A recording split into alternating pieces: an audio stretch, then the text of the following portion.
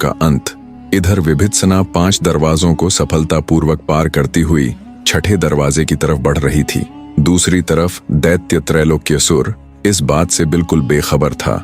वो तो बस रानी त्रिलोचना द्वारा भेजी गई कुंवारी लड़कियों का लुत्फ उठाने में मग्न था और ख्वाब देख रहा था कि जल्दी ही वो राजकुमारी रुद्रलेखा की बलि देकर तीनों लोकों पर राज करने वाला सबसे शक्तिशाली असुर बन जाएगा। वो काली अमावस की अशुभ रात्रि आने में सिर्फ 2 ही दिन शेष बचे थे। अरण्यपुर की जनता त्राही त्राही कर रही थी, क्योंकि रानी त्रिलोचना अब बेखौफ होकर प्रजा पर अत्याचार कर रही थी।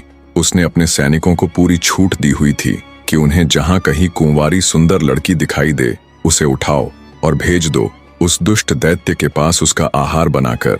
रानी त्रिलोचना को पूर्ण विश्वास हो चुका था कि राजकुमारी रुद्रलेखा के साथ साथ महासेनापति विभित्सना भी अब तक मर मिट चुकी होगी। उधर उस दुष्ट दैत्य त्रैलोक्यसुर के साए में रहते हुए राजकुमारी रुद्रलेखा का एक एक पल सदियों के बराबर बीत रहा था। पर अब भी उसके अंदर कहीं किसी कोने में ये आस बची थी कि उसकी सखी विभित्सना कैसे भी करके उसे इस दुष्ट दैत्य के चंगुल से छुड़वा लेगी। पर हर गुजरते पल, हर गुजरते क्षण, हर गुजरते दिन के साथ उस बेचारी की उम्मीद दम तोड़ती जा रही थी। 5वें दरवाजे को पार कर विभित्सना छठे दरवाजे के पास जाकर भी अपने वही शब्द दोहराती है, बता जादुई दरवाजे, क्या है तेरी गुत्थी? कोई सवाल जवाब या फिर अन्य कुछ?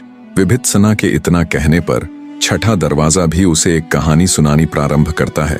सुनो लड़की, ये कहानी एक ऐसे दुखियारे पति की है जिसकी पत्नी अत्यंत ही रूपवान थी। उसकी सुंदरता ऐसी थी कि बड़े से बड़ा ऋषि मुनि भी उसको क्षण भर के लिए देख ले तो तुरंत अपनी तप